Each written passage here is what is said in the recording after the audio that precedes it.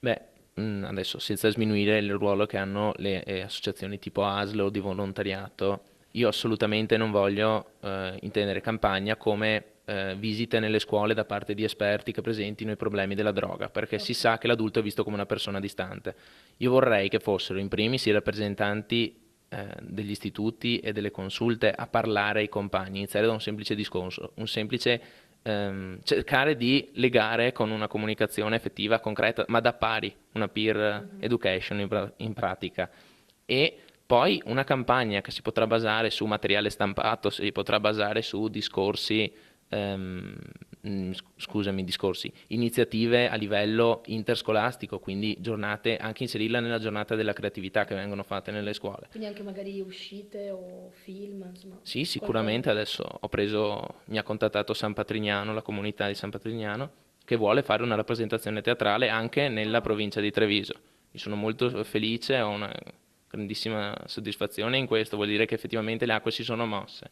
E anche quello sarà un messaggio fortissimo, insomma, una campagna non deve essere una campagna di sensibilizzazione non deve essere per forza scritta o con gadget, lo zainetto con scritto io non mi drogo, deve essere certo. qualcosa di diretto, qualcosa che Di, colpisca. di vicino ai giovani e soprattutto portato avanti con il linguaggio dei giovani. Assolutamente sì.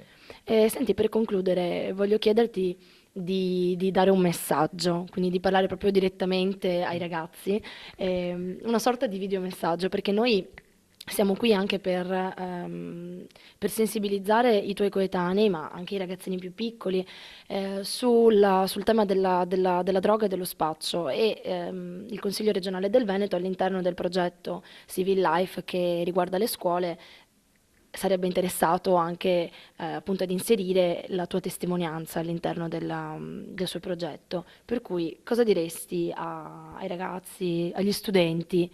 Come parleresti a loro? Beh, noi dobbiamo essere le prime sentinelle all'interno della scuola, ma non come spioni, ma come persone dotate di sani principi. Insomma, noi siamo dei ragazzi che dobbiamo pensare a divertirci, a imparare il più possibile, non a rovinarci la vita e a compromettere il nostro futuro. E la scuola deve garantirci questo, non solo una formazione culturale, ma un'apertura mentale. Se ci sono spacciatori, gente che si arricchisce sulla pelle degli altri, tra 20 anni non saremo in grado di prendere una decisione con la nostra testa, dipenderemo da qualcosa e quindi questo lo ritengo estremamente negativo. Quindi consiglio vivamente di diventare da passivi da attivi e di reagire. Ma questa tua volontà di combattere questo problema è nata anche dal fatto che sei stato tu stesso testimone di Beh, fenomeni sì. di uso, adesso abuso mi sembra anche un po' esagerato dire Mhm. abuso perché insomma, però uso, utilizzo insomma, di sostanze e spaccio proprio all'interno della scuola.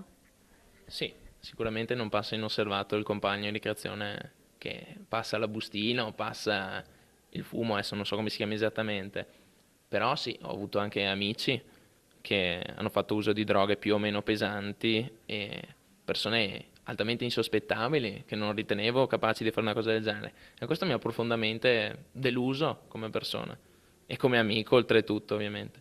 Ma cos'è che ti fa, che pensi che debba fare più paura a un ragazzo che si approccia o si avvicina al mondo della droga?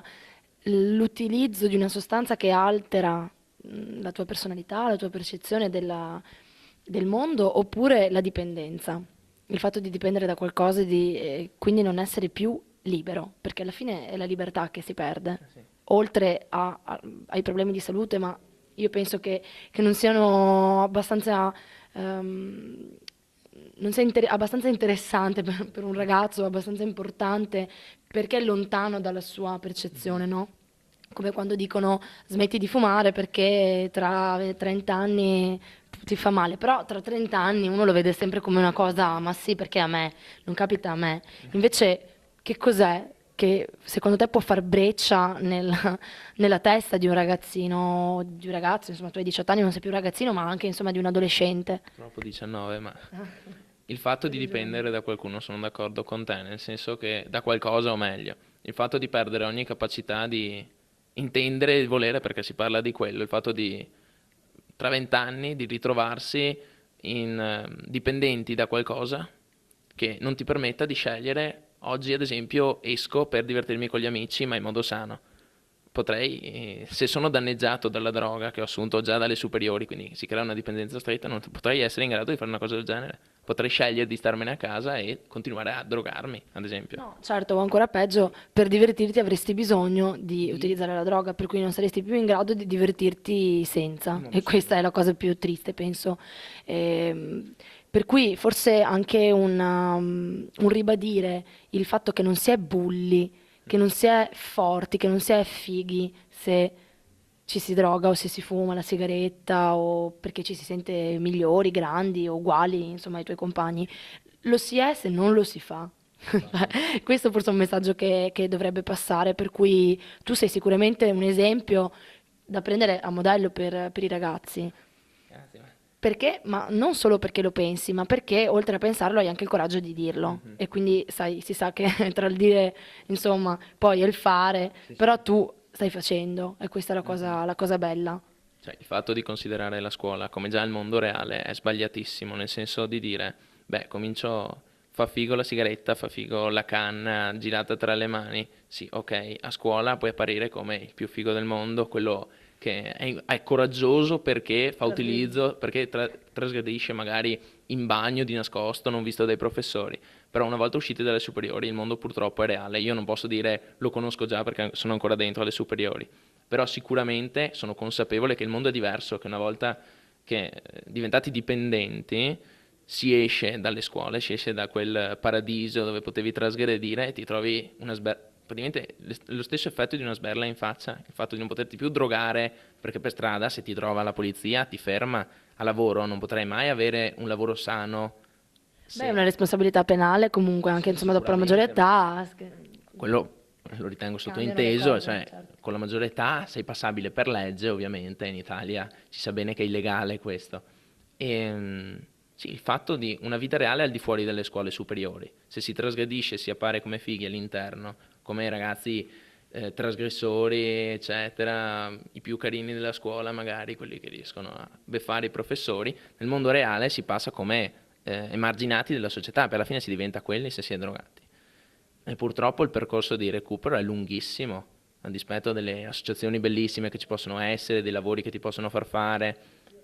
Il recupero è lungo e dura 10-20 anni, dipende. Beh, ma infatti penso che la tua volontà principale sia quella di comunicare quanto il prevenire sia sicuramente meglio che il curare. Allora, Francesco, per concludere, questa volta veramente, vorrei sottolineare ancora come tu abbia avuto delle risposte davvero positive da parte Mhm. soprattutto delle istituzioni. Vorrei ricordare che a parte la squadra mobile e a parte le consulte o i rappresentanti delle province del Veneto, hai avuto anche una conferma, insomma, e un messaggio di stima da parte del responsabile delle politiche giovanili Mhm. dell'ufficio scolastico regionale, dottor Cerchiaro.